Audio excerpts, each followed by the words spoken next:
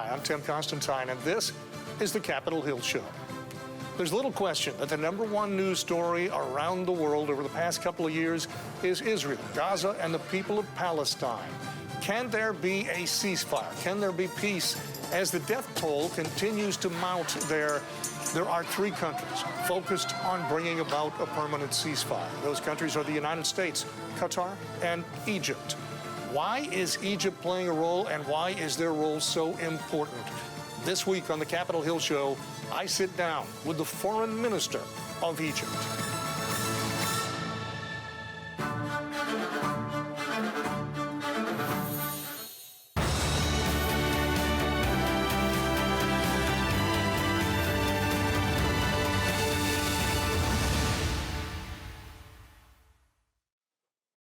Thanks very much for doing this with me. Thank you so much for hosting me. Now, in what may be one of the most difficult jobs on earth, Egypt finds itself joining with Qatar and the United States in trying to settle the situation in Gaza. How did that come about? Why is Egypt a part of that, and why is that so important? Well, as you know, we are the largest Arab country in population, in size, in history, and of course it was Egypt who led the way to peace back to 1979 with the very courageous step by President Sadat, who paid his life for his historical trip to Jerusalem. So of course it's our commitment, it's our destiny to push for the sake of peace in the Middle East, because it's very important. And number one, we need peace and stability in order to promote business investment, to improve the standard of living of people in the region. Secondly, the full conviction that there is no military solution to any of the conflict in our neighborhood. Thirdly, of course, to deal with the suffering of the Palestinian people, and of course we have to address their own legitimate aspiration. And finally, that the core of the conflict in the region is the Palestinian cause, and without addressing this cause, without fulfilling the aspiration of the Palestinians, I can assure you no peace, no stability in our neighborhood. Many would say Netanyahu is not being reasonable in the way he's going about things. Likewise, Hamas does not have a great track record of compromise in its history. So how realistic and how challenging is it to bring these two together and have a permanent ceasefire? We had very successful stories before. In the 19th of January, thanks to the Trump administration, even before President Trump entered to the Oval Office, he managed to achieve this agreement, and it was very important. It paid off. You know, we managed to release more than 31 hostages, and it was very successful. But unfortunately, all of a sudden, the Israelis, resumed the aggression and the attacks on Gaza. So we have reached also another agreement on August 18th, and based on the Witkoff proposal, in order to release 10 hostages for 60 days truce and the flow of humanitarian aid into Gaza. But unfortunately, the Israelis backed off of this important proposal, and that's why we are in this terrible situation. We have a man-made famine in Gaza. We have starvation created by the Israelis because they are hindering the flow of humanitarian aid. They are closing 5 crossings connecting Israel with Gaza, and of course they are closing the Rafah crossing from the Palestinian side, and they are putting limitation there. There is only one open crossing, which is Kerem Shalom, and they are putting restrictions on the numbers of trucks entering into Gaza, which is contributing to the starvation of the people in Gaza, unfortunately, for the time being. I mentioned when we started how Egypt is one of 3 countries that are serving as mediator in this process. How did your role as mediator change after Israel struck Doha? Well, of course, you know, the Israeli attack and aggression on Qatar, that was something horrendous and cannot be accepted under any justification, because you know, Qatar is playing a very important role, as you correctly mentioned, with Egypt in order to reach a deal to secure the release of the hostages. But this is another testament of the Israeli commitment to torpedo any kind of agreement we are about to reach. So whenever we are coming to the moment of truth, there is something happening by the Israelis because there is a lack of political will to reach a sort of deal which will guarantee the release of all hostages. So this is the main problem, the lack of political will on the Israeli side. And but it's our commitment, it's our role to continue our efforts in order to bring peace and stability to this region and to stop the bloodshed of the Palestinians. We cannot wait for another 50 or 60,000 Palestinians to be killed by the Israelis in order to move in or to stop this systematic killings of the Palestinians. So that's why we don't have the luxury to stop our efforts. We will continue under any circumstances. We will continue to push for pushing for reaching a ceasefire. And as soon as we have this ceasefire, within few weeks, we will host an international conference in Egypt for the early recovery and the reconstructions of Gaza. I can assure you that we are in Egypt, we have a clear-cut vision for the day after, which is endorsed by the Arab and the Muslim world and supported by the international community. But the starting point here is the ceasefire. This is what we need, this is what the Palestinians need, this is what the international community is waiting for. The attention of most of the world is focused on Gaza. We watched this week at the United Nations, that was one of 2 issues that dominated almost every discussion. For most people, tens of millions of people around the globe, when they look at Benjamin Netanyahu, they get one of 2 visions. If they are watching Al Jazeera, they think he is the great Satan. If they are watching much of Western media, they don't think he's so bad. You and your team have had the opportunity to interact with Netanyahu and his team. What can you tell people about the man?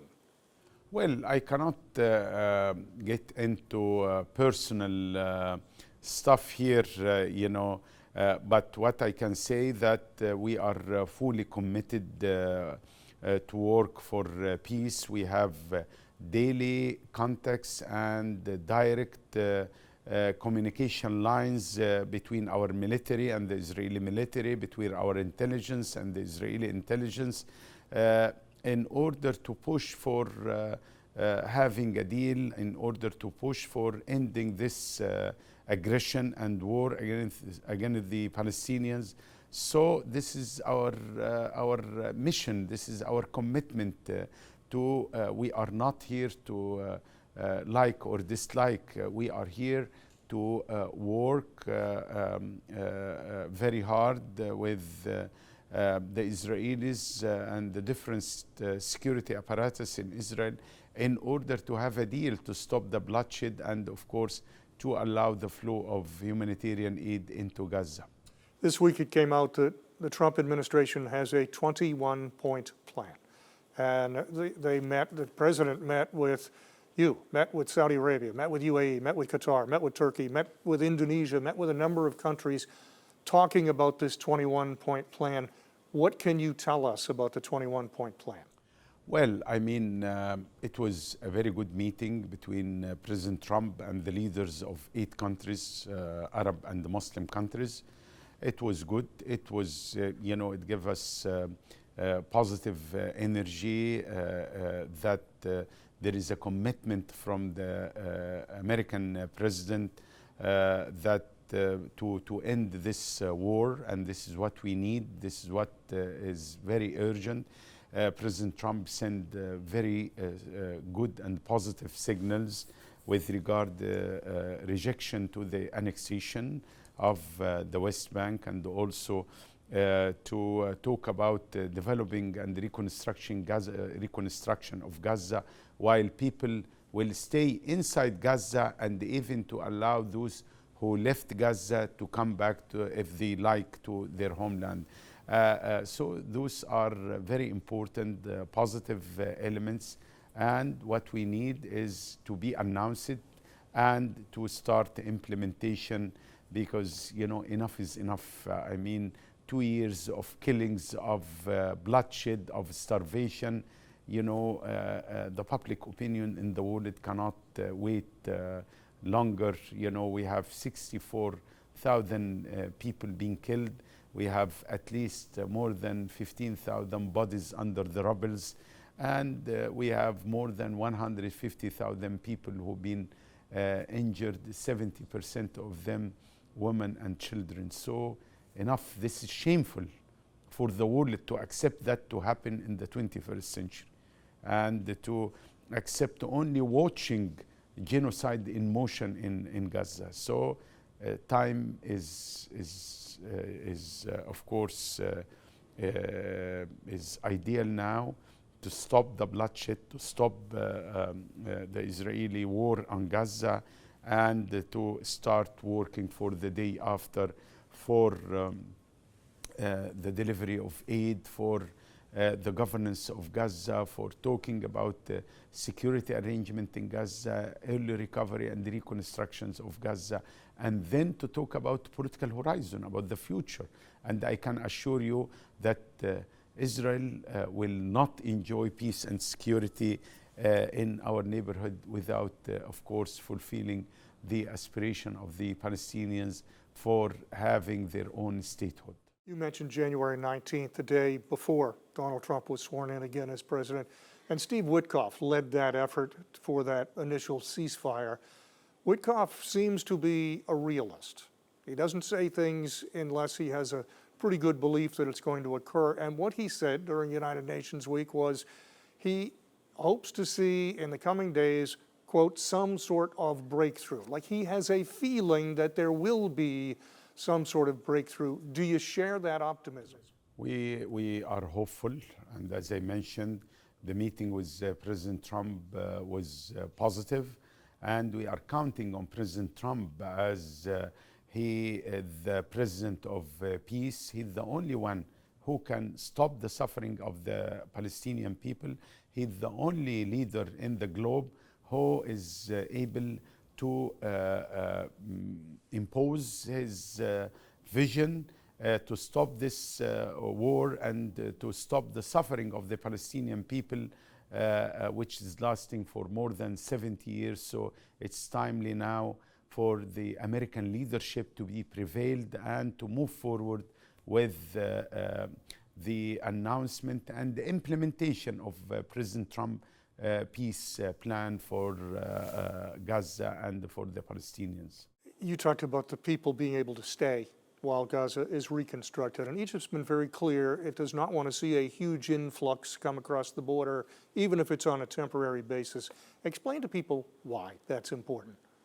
Well, first of all, of course, there is nothing called temporary arrangement in the Middle East. Anything transitional is becoming, of course, permanent. We have to be very careful. The Israelis are saying that, there is what's so-called voluntary displacement. This is nonsense.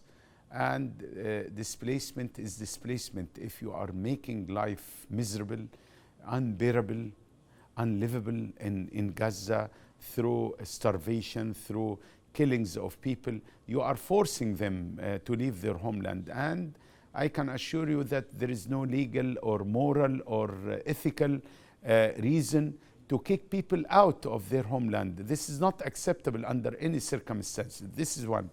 Number two, which is more important, that those people, if they are going out of their land, that will be a one-way ticket. They will not be allowed to go back to their homeland.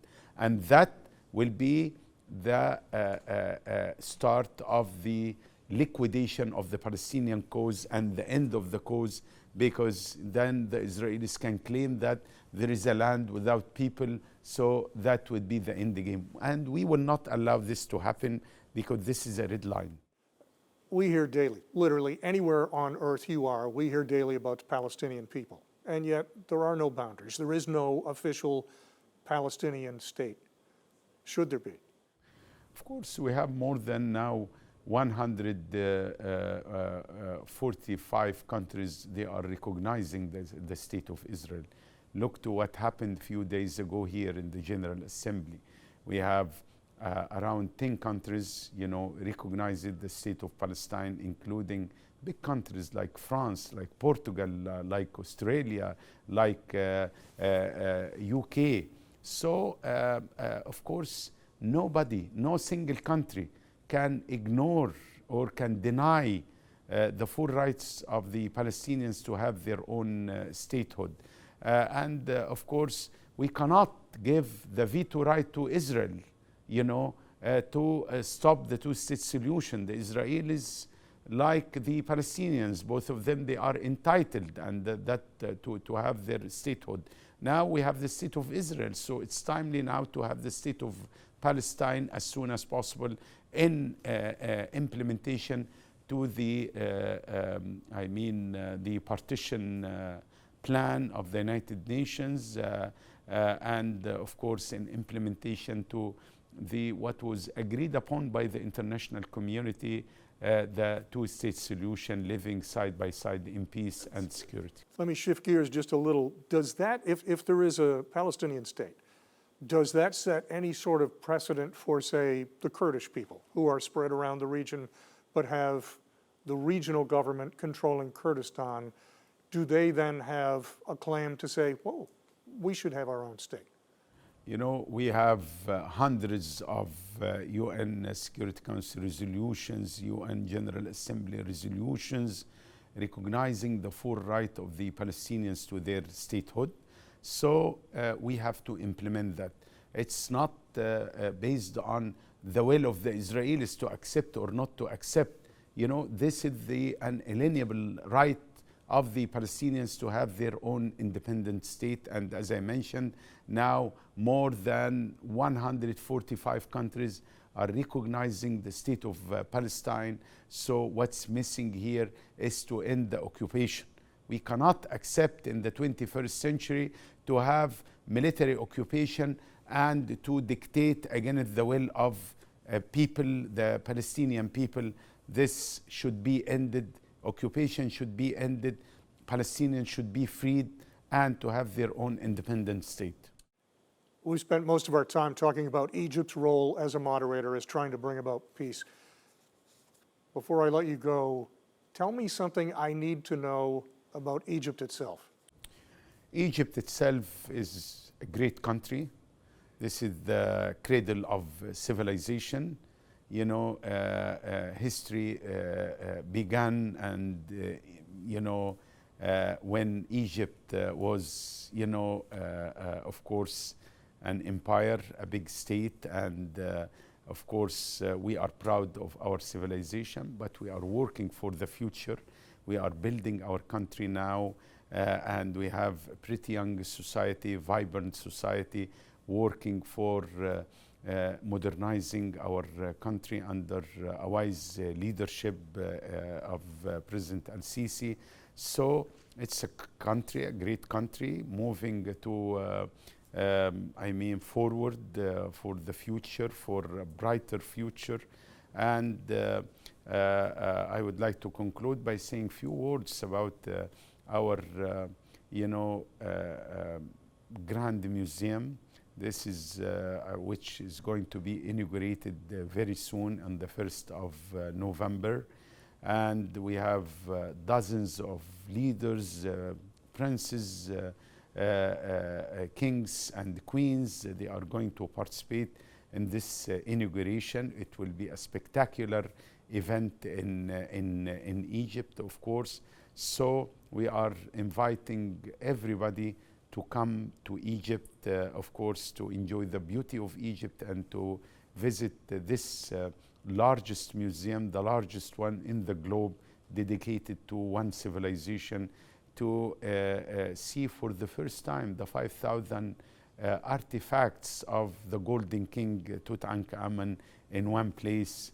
And it will be a great event, and we are inviting you all, those people who are watching us, to come and to visit this iconic building in Egypt, and of course to enjoy the beauty of Egypt. We have a very diversified destination. We have ecotourism. We have beaches, the most beautiful beaches in the world, on the Red Sea and the Mediterranean. We have also the religious tourism. We have the Holy Family route, of course, which has been authorized by the Vatican, the Pope Francis, and you have 34 sites over this route of the Holy Family, when Jesus Christ, who was considered the first refugee to come to Egypt, and with his mother Virgin Mary, and they came for having a safe haven in Egypt. They stayed for more than a year in Egypt, and so now we developed all the route of the Holy Family visit to Egypt, and this is another